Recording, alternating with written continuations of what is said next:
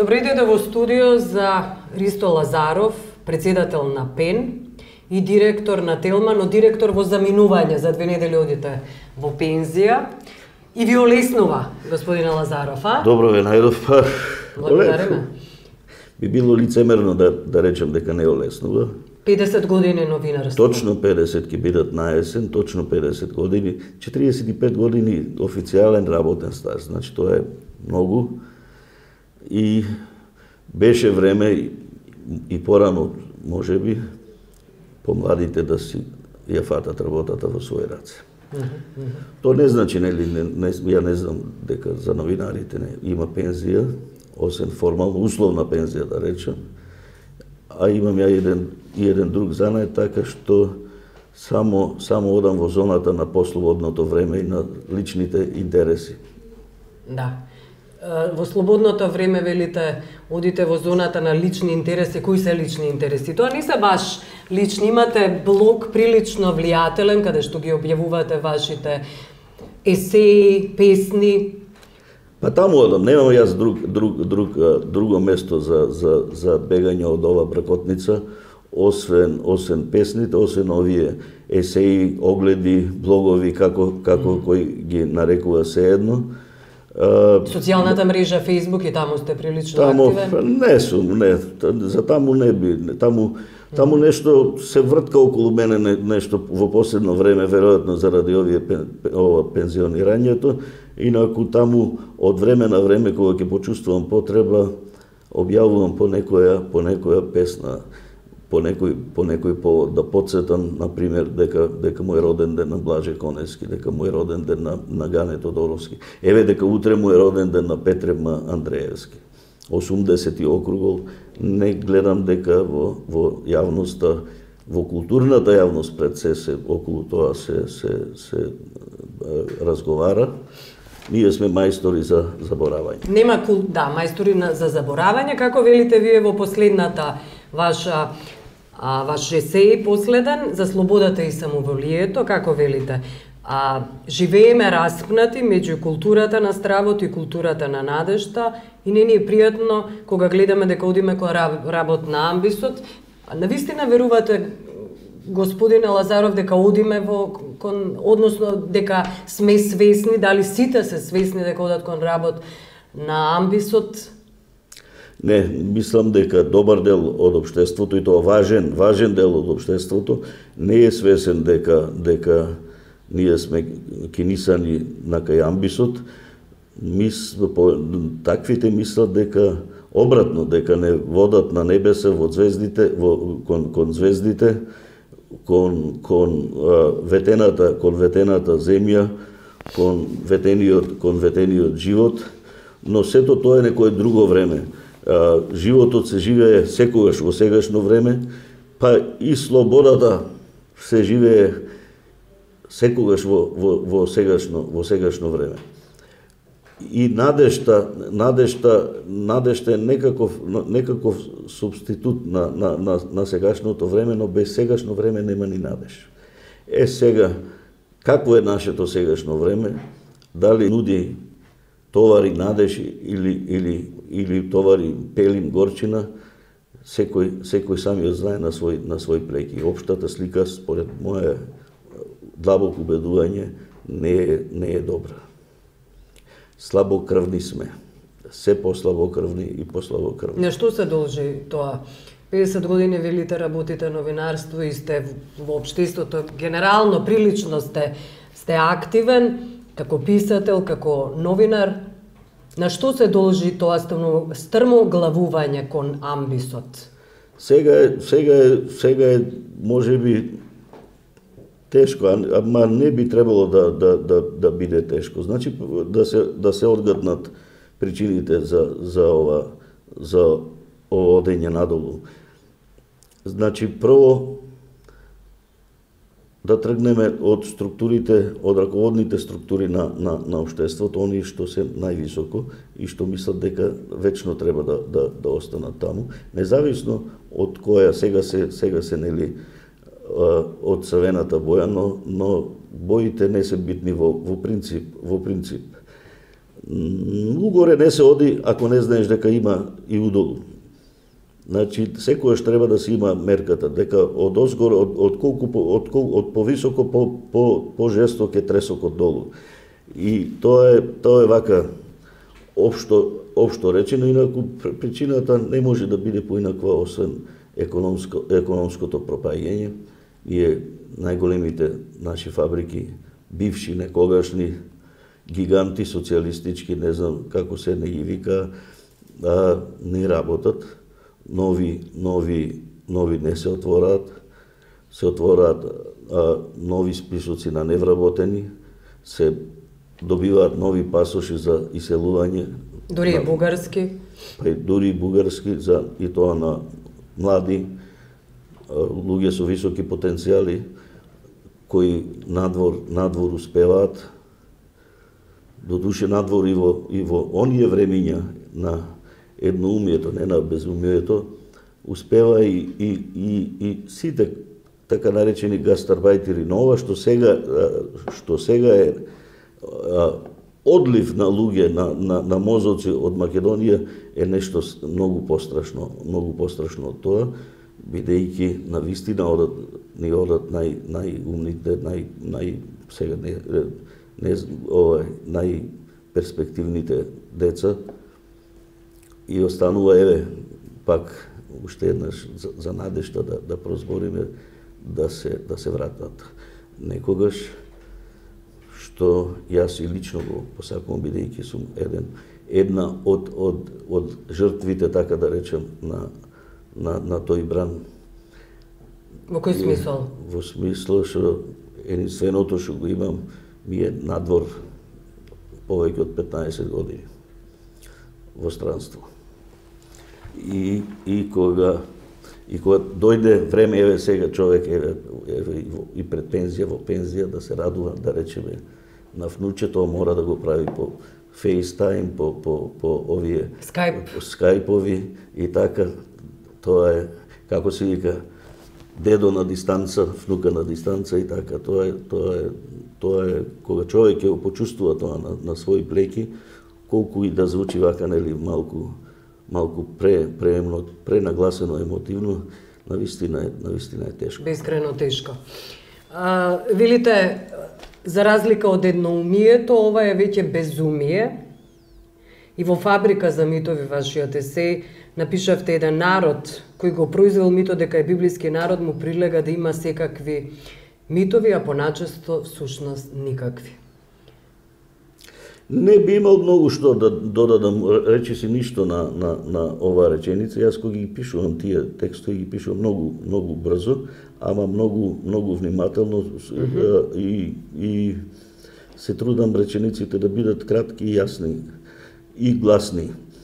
Значи, митологијата сама по себе е митологија, од тоа не се мачка на лепо, тоа не се живее. Но се владее добро.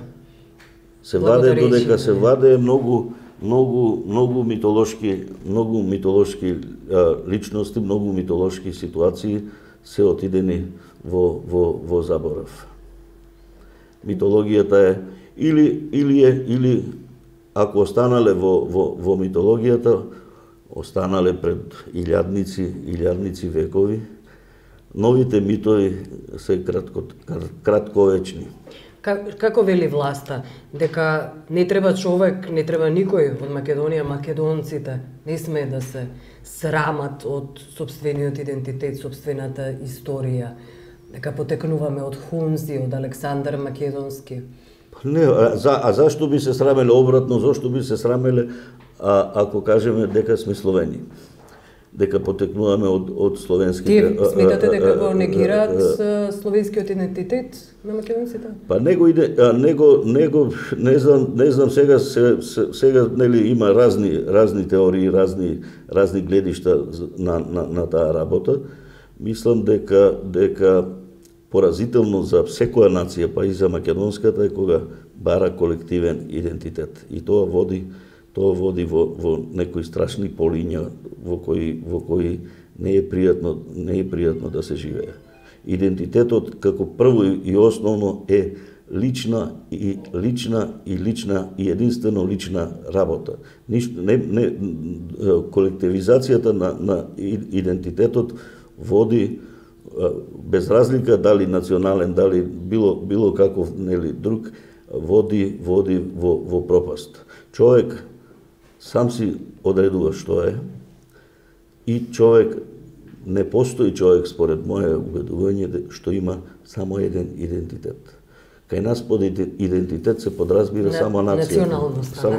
Нацијата. Да. Тоа е страшно искривено гледање на работите. Идентитет за да речеме за Благоја Георгиевски Бушту, сега ми дојде, не знам зошто ми дојде на памет, дека тој беше одличен кошаркаш, кошарката е идентитет за него.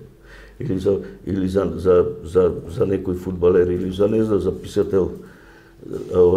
Не е идентитетот на Славко Јаневски во тоа што е македонец, во тоа што го напишал е, во книгите негови, во професијата негова, значи во писателскиот занает. И така натаму. Некој идентитет по местото во кое живее. Некој некој лондонец, некој њујорчанин, некој москвич. А некој европјанин или жител, припадник на целиот свет. Рацин беше, не знам од каде се роди сега ова наша, ајде условно да ја речем тесноградост и тако затварање во лушпите на еден многу тесноград. И па и нека биде и национален идентитет. Ние од Рацин, например, наследивме едни прекрасни стихови кои го кажуваат вистинскиот светоглед на македонецот. Куќа цел свет братски да ми е. Гоце Делчев пред него викаше светот е поле за културен надпревар меѓу народите. Ние сега пред таквите бистри мисли ние течеме и стечуваме од нормалните сфери на живеачката кај матна вода, кај матеш некој, не знам. Го споменавте Славко Јаневски. Велите Славко Јаневски идентитетот не му е главниот идентитет, воопшто не треба да биде и националноста, се разбира, но тој не е македонец, само македонец, не сме така се гледа, како и многу други великани во македонската култура и генерално македонски великани, за кои, особено за Славко Јаневски, министерката за полиција беше прилично растревожена и таква изјава даде, зашто кога стана збор за лустрацијата и зошто воопшто треба да се смета Славко Јаневски дека е всушност тој нашиот идентитет. Она што тој ни оставил во наследство и самиот тој. Да, рече дека не се согласува со тоа, како не се согласува и со Томе Серафимовски, дека би бил идентитет Божен Павловски. Тие луѓе кои... Па јас не знам кој ако се говори за културен идентитет, за културно наследство на еден народ, кој е тој што одредува од кога почнува тоа и дали некој припаѓа на тоа племе што го гради идентитетот или не припаѓа. За Славко Јаневски, за Ацо Шопов, за Блаже Коневски, да се каже за Блаже уште и грдо да се наместо да се каже кај Джинот од Небрегово, Антони Милошовски го има наречено џуџето. Значи тоа е едно дрско посегање во срцевината на она што е наше наследство и да го наречеме идентитет културен, лична карта културна.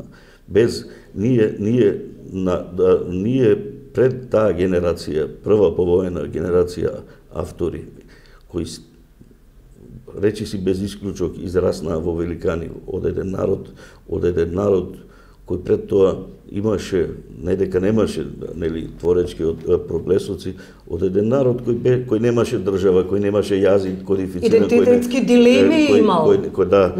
Кој немаше.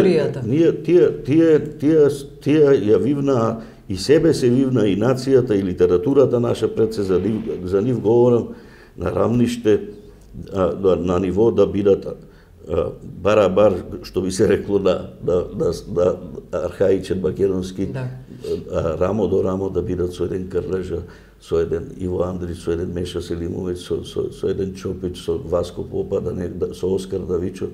И сега наеднаш тие да ни пречат, да не се спомнува, еве реков, утре 80-ти роден ден на Петре Андреевски.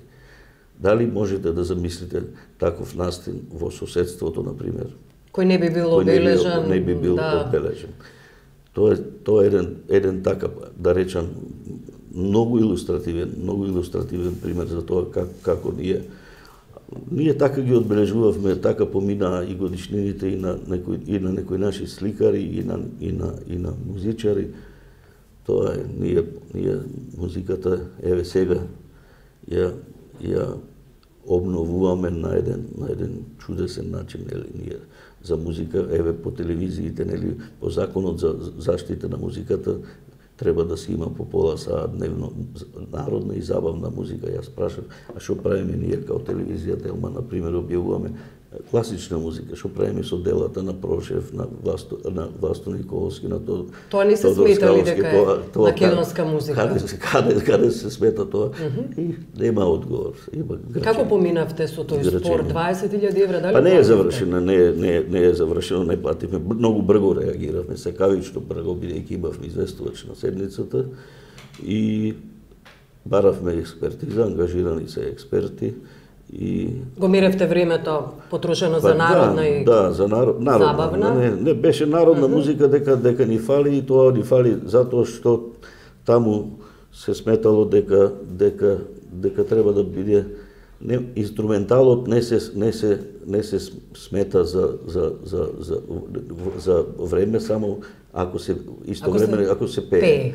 Ама тоа се две дела, авторски дела. Така е запишано во законот? Да, така пише. Инструменталната музика не се смета за вокално-инструментална, за фолклорна. Вокално-инструментална треба да биде. Исклучиво мора да се пее. Значи, ако еве, Владко Стефановски ни ја избрише од таа листа, нели, случајно, не ми текна заради тоа што прекрасно ја свири на гитара Јовано Јованке, ама тоа е само свирење, нема пеење, без пеење.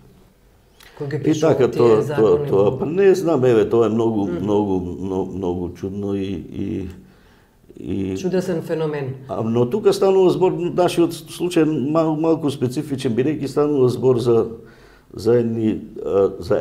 единствено дело, авторско, на композитор што напишал цело дело, Пирински цвет се вика, кој трае 40 минути. Внатре и се пее, и се игра, и се свири. Значи, тоа е цело комплетно дело. Нешто како што во европски рамки би била ода на радоста, например, на Бетовен. Таму се пее 10 минути само, а трае 40 минути делото. И не ви го сметаат? Другото не може да не биде музика, и другото е така да...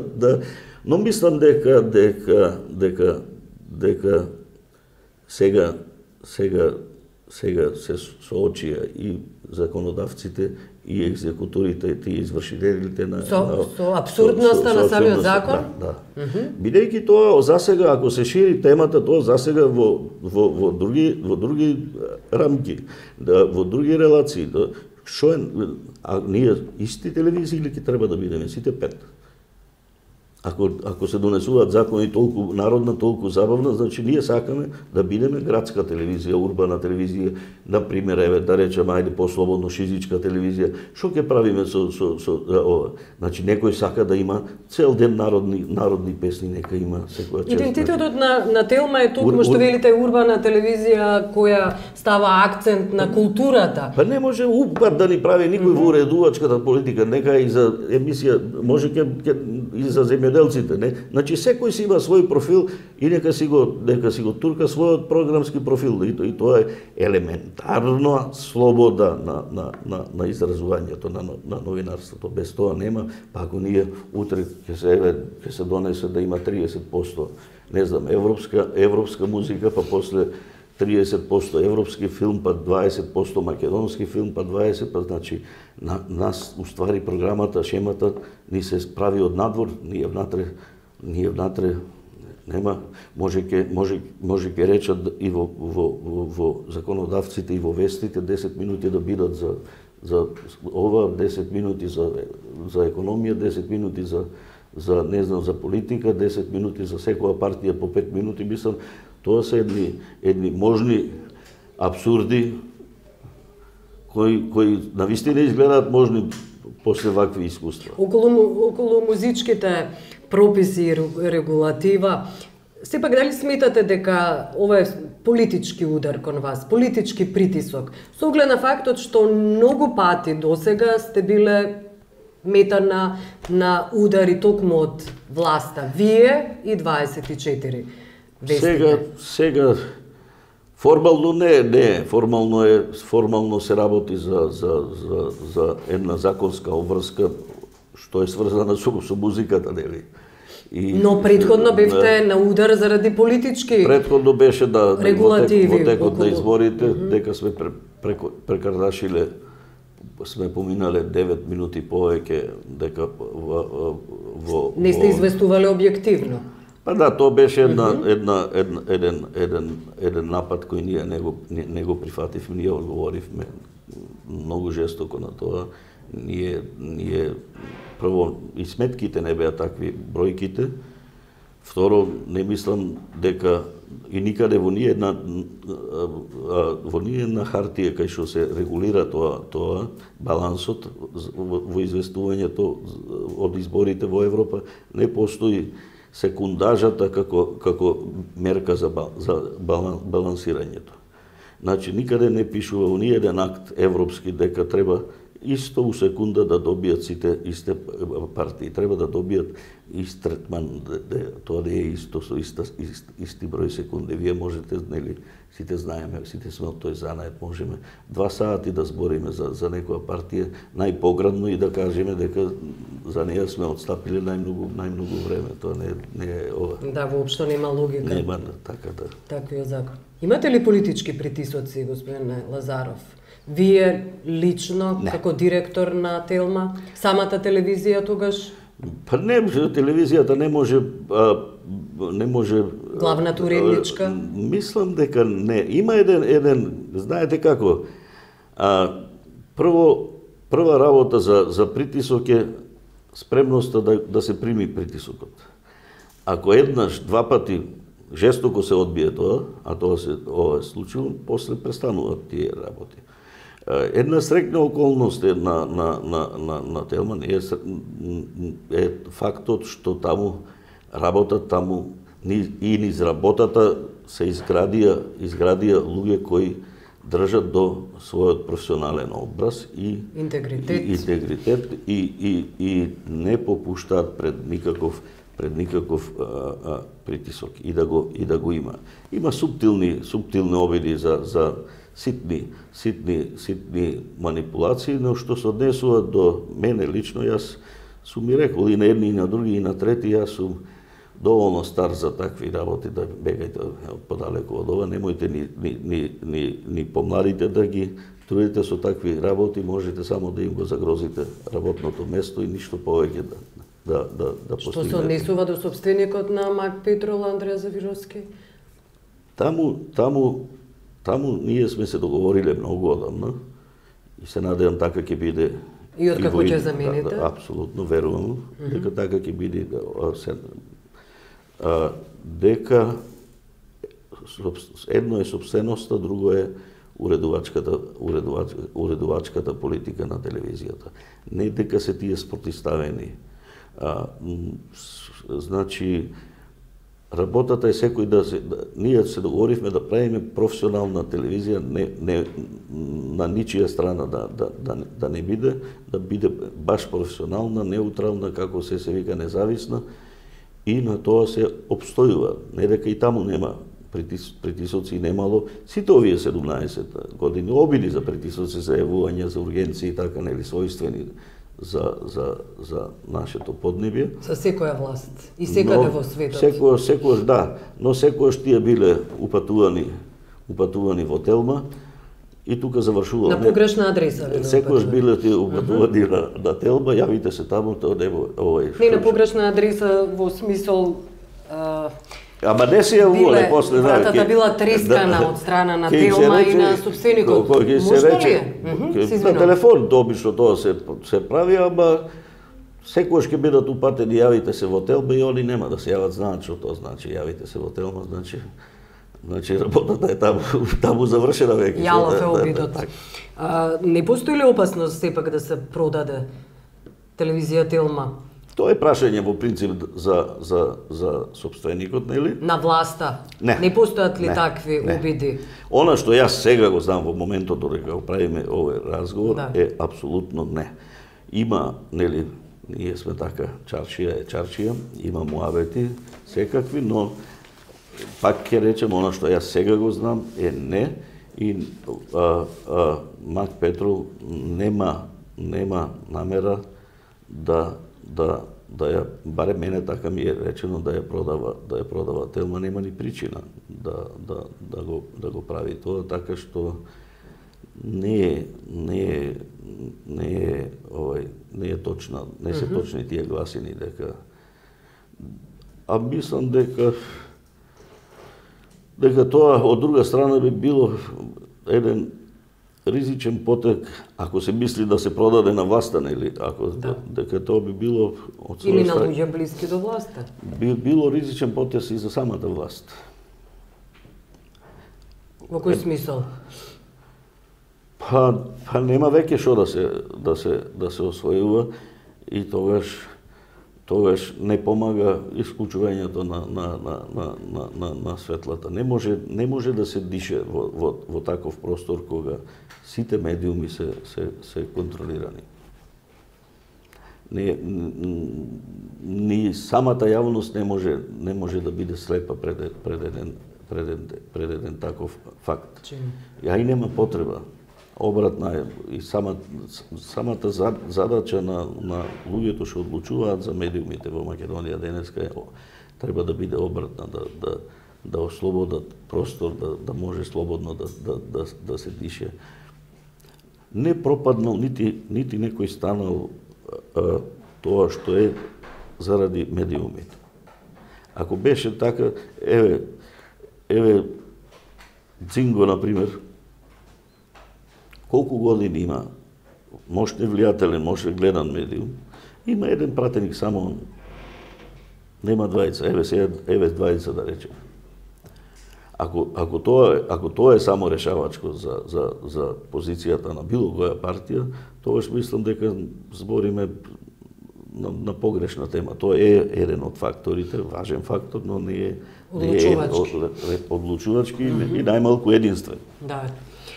Како велите, во мракот обкружени од собствената фела можете да се најдете и сами во одбрана на фенирчето што го осветлува образот на професијата. До сега говоревме за новинарството, но сега излезе интересна ситуација со излегувањето на неколку пратенички. Има информации кои се уште не се потврдени, но се стравува дека се конечни, барем оние на Роза Топузовска и на Љубица Боралиева. За Солоза Грчева се уште нема сигурна информација дека излегува од пратеничката листа на СДСМ, односно дека согласие се повлекува. Тоа се нивни лични одлуки. И нивен личен образ ли? Па е образ, а тоа е и од друга страна и поука за тие што ги предложиле на тие листи. Така да тука немам ја што да не го следам тоа многу внимателно, не мислам дека тоа е ова, но кога се зборува за образот, навистина е тоа така. Треба понекогаш и да се стиснат заби, да се издржи и уште многу полошо од тоа, за да се сочува образот. Ние друго немаме што да чуваме. Тој е свиниот капитал, веројатно, покрај образованието. Околу Кежаровски, вие кажав веќе дека сте председател на ПЕН и прилично гласно и жестоко реагиравте за неговото затворање. Како рековте, ова е груба компрометација на правната држава, ја осудивте постапката на судските органи. Па што може Пенот да направи друго освен тоа во таква ситуација со таков случај? Пенот е формиран за одбрана на слободата на изразувањето, на слободата на мислењето во цел свет. И нашата природна позиција тоа и природна реакција. Едно, но тоа не е само заради припадноста на Пенот. И заради припадноста на професијата, и заради човечноста што секој од нас таму членови, писатели на новинари, на таа угледна институција во светот, која патем речено прва призна и македонскиот јазик и уште 92 година и македонската книжевност и македонската култура и нација и така натаму. Значи ние тоа едноставно го почувствувавме како наша обврска да реагираме и да бараме да се престане со тоа и да бараме да функционира како и секаде во однос на луѓето, во однос на мислечките луѓе, правната држава. Никакви ограничувања на слободата. Не ве загрижували фактот што власта во ПЕН, иако можеби експлицитно не ги критикувале и навеле, но Human Rights Watch или Репортери без граници, кога говорат за ранг листите на новинарството, на македонското новинарство, падот на македонското новинарство на тие листи, на слободата медиумска, слободата на изразување, велат, многу од нив велат дека се работи за соросоидни организации, овие кои претходно ги наброив, дека не се релевантни воопшто, дека се плаќани од сумнителни финансиски пари, средства и така. Добро, сега тоа е еден очекуван, како да се каже, нели, напад и одбрана, секој надпревар има тоа, секоја стратегија има и напад и одбрана, и тоа никого што сериозно ги гледа работите не го изненадува и не го... Но вознемирува, прилично вознемирува. Добро, да. Ваква интенција да се изолира сопствената држава од останатиот свет. Тоа да. Пенот нема за среќа една таква позиција. И тој љубоморно си ја чува својата позиција, што не значи дека прави компромиси, дека се однесува опортунистички. Ние не реагиравме само за Кежаровски и за 24 декември реагиравме и така за сите настани кои се атак на демократијата. Кои се атак пред се врз слободата на мислењето или изразувањето, така што позицијата на Пенот е кристално чиста и не е насочена кон ништо друго во цел свет, освен кон овозможување на слободно изразување и мислење. И одбрана на тоа право. Апсолутно. Добро, јас ви благодарам што бевте гостин. Благодарам јас.